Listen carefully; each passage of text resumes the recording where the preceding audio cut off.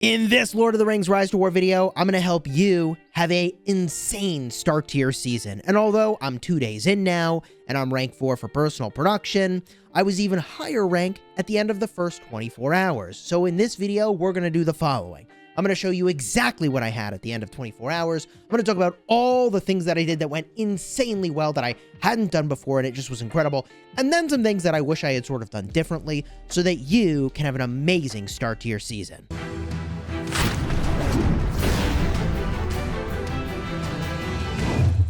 Hello my friends and welcome back. I'm Chisgule Gaming, and in this video I'm going to talk about really 8 things that will help you get an insane start to your season. And I'm not even 2 days into this thing yet, and I'm already training T3 troops, which is absolutely insane. So what are the 8 things you need to know at the start of the season to get a crazy start? And I have to say this, even though you're going to be like, obviously Chisgule, obviously, I have to say it, which is that if you can play a lot, that goes a really long way in your first 24 to 48 hours, especially your first 24 hours. And this is especially true for the first 2 or 3 hours. I stayed up pretty late. It was 11 o'clock at night when the server dropped. I joined my desired faction. And for the next 3 hours, I mean, I was up till like 2 a.m. And then I woke up like 4 hours later and I was back on the grind. I'm not saying you have to replicate that. In fact, there are people who ranked very highly and slept more than I did. But what I'm saying is that it is very helpful to get at least the first couple hours to get a big start. Okay, so with that said, let's get into the things that are maybe less obvious that I did that were weird or different. And the 3 commanders that I chose this season to start the season with were Gandalf the Grey, Thorin, and then also Gimli. Now, you may be surprised because I was not planning to use Thorin basically ever again. After my last season with him, I thought he was fine, but not incredible. But because we're playing Erebor this season, and this dude's all about dwarves, I made an audible. And I said, I got to put him back in the roster here because he's going to be so good with the T4 Dwarven unit with his portrait. I mean, in his talents, he's got things here that are just really good. I'm not using them now, but King Under the Mountain is going to be really freaking amazing once I can use the T4 unit. So I was like, okay. I had to bring him into the roster, and we'll see if I like him. Again, with like the best case scenario, okay? But I mention all of this because I didn't make a set of gear for him. And I'm using gear that like I plan to put onto other commanders. And this was something I had never done before. And I loved this choice I made, is I just took really good gear and I smashed it onto him, and I had my Gandalf set ready to go. This is some sick gear, okay? But for Thorin, I just smashed on gear that's going to go on other commanders. I made this piece of gear, but I think it might go on Gimli later. I use this piece of gear that is going to be on Aylmer, right? Like this helmet, I just don't have that many great helmets here. So I used a freaking old cask. And then I've got this Max Hithlane, which like, yeah, okay, I used the Hithlane, okay? So I put gear on him, and I'm going to change it out later, and it doesn't matter. I'll get the expertise with it later. For now, at the start of this game, you want the best of the best of the best. And the mistake I made was probably in picking some of these commanders. I think Thorin I want to use later in the season, and I think his sustain was good enough that I'm not upset that I started sort of ranking him up early on. But his troop losses are higher than I would like. And I was actually very disappointed in my troop losses with Gimli at the start of the game, to the point that he became a commander that he's 3rd for what I was leveling up, and then I just stopped leveling him. I didn't have the troops to level him up. So if I were doing this again, what I would actually do is pick however many sets of gear I have. I would do that many sort of commanders, and no more than 3. And as long as I can get really low troop loss when I'm taking tiles with them, those are the 3 commanders I would do. So if I were doing this all over again, the 3 commanders I would probably pick would be Gandalf the Grey. I would probably do Aragorn, King of Men, because he's got really good sustain. And I would probably do Arwen. And even though I am a very strong advocate for not using Arwen again, I would still maybe start the season with those 3 commanders that are so just sick at taking tiles and minimizing troop loss, so that I could just take more tiles with all of them, instead of ending up in this situation where I can't use Gimli because my troop loss is too high. This is a problem that actually creates a sort of resource deficit, sort of. I mean, I got plenty-ish of resources. But if I were doing it all over again, I would say, you know what? Even though I would ditch Arwen later, and I'm told that I would have to ditch King of Men later, I think it's okay to just mock battle other commanders and later phase these ones out, you know? And that's probably how I would approach it. We'll see how much I end up liking Thorin and how important it is or it isn't that I already have him pretty high rank here. We'll see. I'm kind of eager to see how that goes. Okay, as I was editing, I realized I didn't actually show the footage of exactly where I was at the 24-hour mark. So here it is. I recorded this footage. You can see I've got 7,820 ring power per hour, 96 out of 96 tiles. And if I smash my way through, I recorded a short video, so you can see here I'm seconds away from the end of the 24 hours. And if I go to the rankings, my personal production was 3rd, which is pretty sweet. Our fellowship production was also pretty good. But more importantly, in a second here, I'm going to pull up the commanders, which is going to be really important to look at. The Smash Squad is in 1st, 2nd, and, oh, okay, I clicked through there pretty fast. We had several alliances that were still merging, that were sort of feeder alliances. Here is every single tile that I had. You can see I actually had a lot of 130s, 150s, and I was taking 150s pretty comfortably at the 24-hour mark because, I mean, dude, 50% less troop loss is just God tier. And the commanders, 28 on my Gandalf, 23 on my Thorin, and I stopped leveling Gimli at 14 because I was just losing too many troops, and that was like actually kind of disappointing. So that's everything I had within the first 24 hours. And the rest of this guide is going to give you literally all the information that I wish I had had at the start of the season to get this kind of a result. Which brings us to a thing that I was just talking about, but I need to explain how I did it. How do you keep troops on commanders? Because there is much, much more than just picking commanders that have a lot of sustain. This might be the single most important tip in the entire video, and that is scouting tiles. Now, you are probably already familiar with the process of scouting a tile. The way that this works is you pick a tile, you select March, and you actually go smash a troop against it. I'll do this right freaking now. You are going to lose the troops that you send. They're all going to die, so you should only send literally one troop. How do you only send one troop to scout a tile every single time? What you're going to do is you're going to make your way to your apothecary, where you have some number of troops that are already there. You're going to scroll to 1. You're going to smash the treat button. That is going to bring one troop back to your roster. Now, as long as all of your other troops of that same type are deployed elsewhere, you will now have one troop that you can put into a march.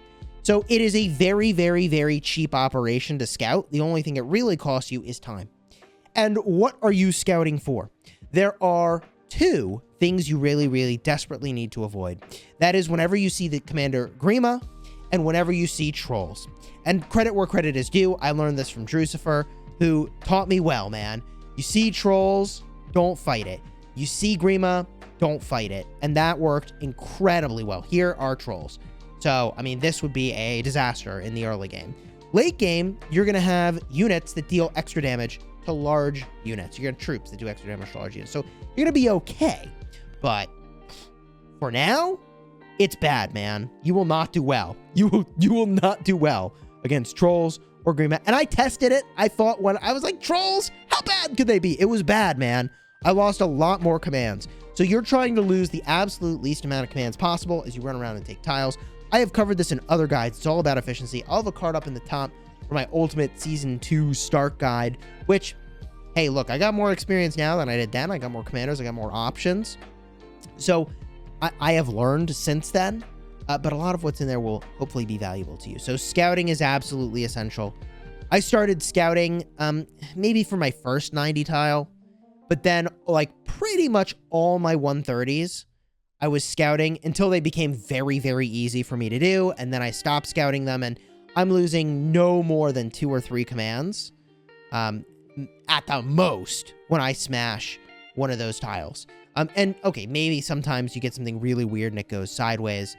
And one other way that you can know, like, hey, how tough is what's in the tile, is you can actually tap in and look at the commander and see what they're wearing. And in this instance, I mean, this has army speed for mounted units. Well, I mean, okay. They don't have any mounted units in this army. Sometimes there is such an extreme mismatch of the equipment and the commander. Like, they're not using knights here, so that modifier isn't doing anything. It's 2 gold stars, but those gold stars are doing nothing, right? So you can sometimes get a look at the commander and see like, oh man, like they have all equipment for Uruk-hai and they don't have any Uruk-hai in their army. I'm going to wreck this thing. That's one extra measure that you could do. And by the way, at the end of the timer that you see on the screen over here, the troops that will be in the tile are going to reset, and it'll be something different. So you have a 15-minute window if you want to hit the tile to go ahead and hit it, or you have to wait the 15 minutes and then scout it again afterwards and see if what's new is something that you actually want to go and fight. But I am still taking like 130s, and this was the worst trade I've had all day. Was this trade right here? Oh, this was savage, man. 600 units. The 600 dead troops is like really nasty, but the majority of them are like, okay, what do I got here? 167 dead units. I took this one and I had 146 dead units, right? Like that's the kind of losses that you want when you're taking these tiles. And my Thorin, as I said, he's so inefficient that I have to take lower level tiles where I feel like I can just hit them and lose very, very, very little. Why is that? Because ultimately, you really need resources desperately at the start of the season. Very desperately. And if you have to be training tons of troops, that is going to cost you a ton of resources that you don't have to spend on troops at this time. What are you spending your resources on? Anything that is on the critical path for advancing your chapter so that you can unlock new land limit. It's that simple. And something I did this season that I did not do in previous seasons is that I used a whole bunch of my non-seasonal speed ups. In other words, I had some speed ups. I think it was because when you did sweeping, you used to be able to get these. It was insane. I went through at least 24 hours, maybe more like 30 to 36 hours of non-seasonal speed ups. And like, yeah, I mean, I won't be able to replicate that, or I'll have to use gems in another season. But it gave me a huge advantage. And anytime I would do that, I mean, sometimes I would just speed up things so that I could get the new land limit and then go take a bunch of lands. And not only that, but then my building queues would sometimes just be empty. So I would speed it up and then have empty queues, which sounds insane, sort of. But it was a great choice. Because often just getting new lands meant I could take more tiles, which means I'm getting more ring power, especially in your first 3 hours of gameplay. It's so important. It's so important. So that's something I would highly recommend. The other building that you could speed up that I did and I was very happy with is actually going to be the military academy. As soon as that was available, I went for that and sped it up. And the reason that that was really valuable is that I was at the time debating whether or not I had enough strength to go take a tile. And I was like, okay, well, with the military academy giving me extra commands, man, I got this. It's going to be GG easy. And it was. So that was a really important choice. By the way, for a commander like Gandalf, at the start of the game, you typically want a fight that it lists as like an even fight and maybe an overwhelming fight. But if it's terrifying, you're not going to do well. Okay, so for the most part, even fights are better. And even fights are really just when you're stretching because you really want a higher level tile to advance your chapters, not because like you think it's a great idea. Like you want the easiest trades you can possibly get. And I think people often optimize for taking the highest level tile they can possibly get when the better optimization is good trades. That matters a lot. One thing you can do to get a lot of extra experience on your commander, if you have one of these, is to pop a stamina potion. I did that. I felt pretty good about having done that, and it let me take a whole bunch of stuff in that first 24 hours when you're really advantaged. As far as my ring goes, just a very brief overview here. I started by going in Abundant Wisdom. That would boost my Gandalf a little bit. I feel like that was a fine choice. Of course, at 10, you've got to pick up Dominance, but then very quickly, I made my way over to Stamina. That took a couple points to get there. And you need to be, I think, ring level 12 before you actually can unlock Stamina. But at 12, I unlocked Stamina. and then I reset my ring because it freed up 2 points. It freed up my Abundant Alacrity point, and it freed up my Quick Order point, and then I went all in on Control. And then after Control, I went all in on Harvest. So I'm in a Control harvesting build. I've talked a lot about ring builds in previous videos. I'll have a card up at the top if you want to check that out. The resources are the biggest problem. So getting extra resources is God tier, and good God, I am enjoying all the resources I am getting from harvesting. I don't know how I would stick in this if I was doing it any other way. And I know that people will be really eager to move on toward mock battling, but I think the better play is to stick with the harvest build for as long as you can sort of stomach it, and take tiles that you're really efficient on. That's another way of getting experience, you know? But then probably in the next, I don't know, like 3-4 days, I'm going to switch over. 3 or 4 days might even be late for switching off of harvesting and into some sort of mock battling build. We'll see what tiles I'm working on at that point. The final thing that I want to share that was really, really crucial for me is that even if you don't listen to anything else I said in this video, you can benefit profoundly just by being in voice with a really great group. I was lagging behind on hitting higher level tiles. I was not the first one in my group to go and do it. And I would hear from the group, someone would say like, oh, like I just hit the tile, you know, like a 90 and no one had done that yet. And they would share the report. And so you get a sense of like, oh, okay, that's what they had. That's what their talents were. This is their troop composition.